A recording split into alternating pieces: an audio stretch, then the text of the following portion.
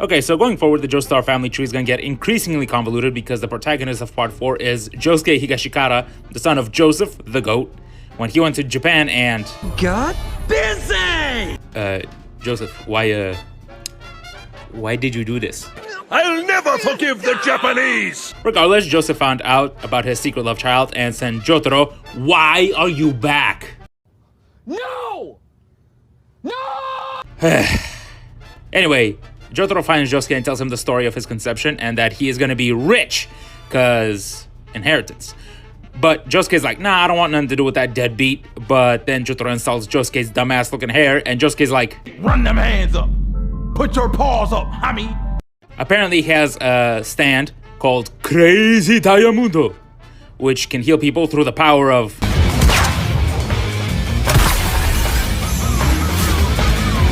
which he was born with because, I don't know, man, stands make no damn sense. Anyway, Jotaro beats the crap out of him because he's OP as hell. It's so cool! Son of a bitch! Now, if you're wondering what the plot is to this part, well, for the first half, there is no plot. It's basically Josuke and his friends screwing around, not doing anything, but each of them have stands, so it's time for some wacky misadventures.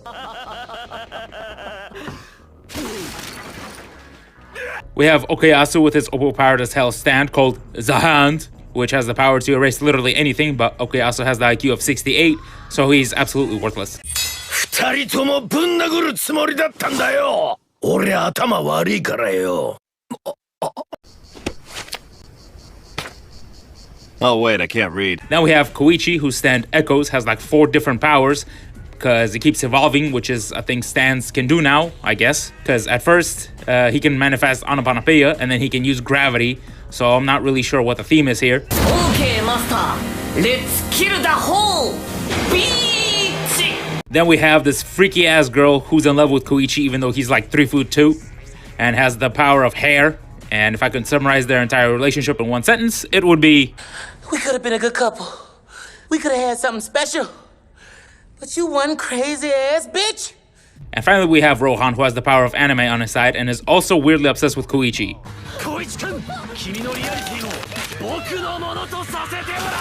You freak. Now we have a whole bunch of other useless characters like this chef who keeps showing up for no reason even though he can't fight for shit, and a whole bunch of others. And if I'm being completely honest, when I first watched part 4, I did not like it because it felt super dragged out and fillery because there's no central story. It was just a bunch of slice of life anime for a little bit. But I did get a kick from seeing Jotaro get his ass beat by a rat, so at least there was something in it for me. However, this all changed with the introduction of Yoshikage Kira, the resident hand enthusiast and serial killer, and the second half of part 4 turns into a mystery show trying to catch Kira, and this is way more my speed. Now, Kira uses 4 different stands, but his main one is Kira Queen, which turns anything it touches into a bomb, and that is how he is able to be a serial killer for like 20 years because he just explodes the evidence. So Hey yo, what the fuck? He gets found out when he accidentally on purpose blows up Josuke's friend. That's what you get, you frugal bitch.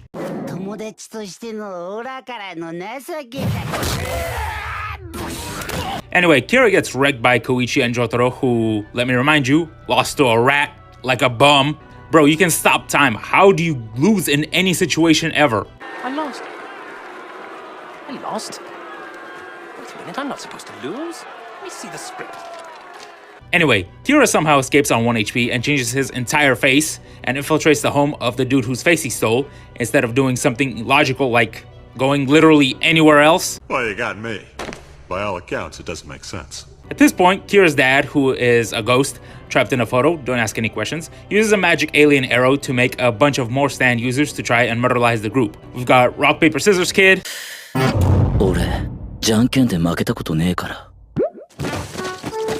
A piece of paper.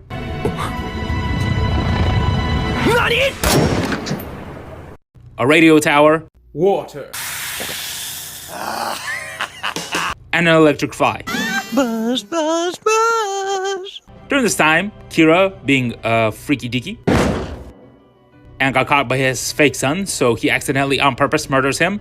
Now, that would be a problem, but he absorbs the magic arrow and evolves his stand. That makes sense!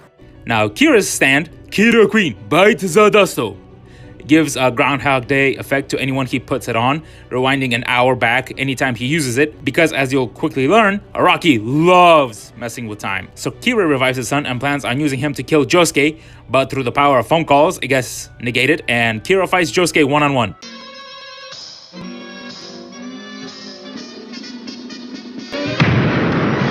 Kira, being on 1 HP, tries to get freaky with a nurse, telling her how he gets a stiffy looking at Mona Lisa's hands.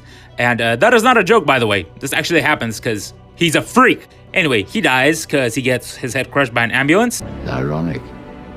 And then gets dragged to hell like he freaking deserves. He's not gonna be happy when he gets out of there! You mean if he gets out of there? If is good. Overall, I enjoyed part 4, especially the latter half with Kira as an antagonist, as he's the best villain in all of JoJo's. The part was just kind of dragged down with a slice of life parts and a whole bunch of useless characters and lackluster villains. Also, I didn't talk about this, but I swear Araki hates the Stardust Crusaders from part 3, because just look at how they massacred my boy Joseph. He's so sad. And that's not the last time he's gonna pull this crap. Anyway, even with all my grievances, I wholeheartedly endorse this part because the memes are absolutely phenomenal. おめえの母ちゃん美人だな。すりむいたのかよ、バカっすね。俺金なんすよ。どこまで耐えられるかな。終わった。俺は喜んで神になるっす。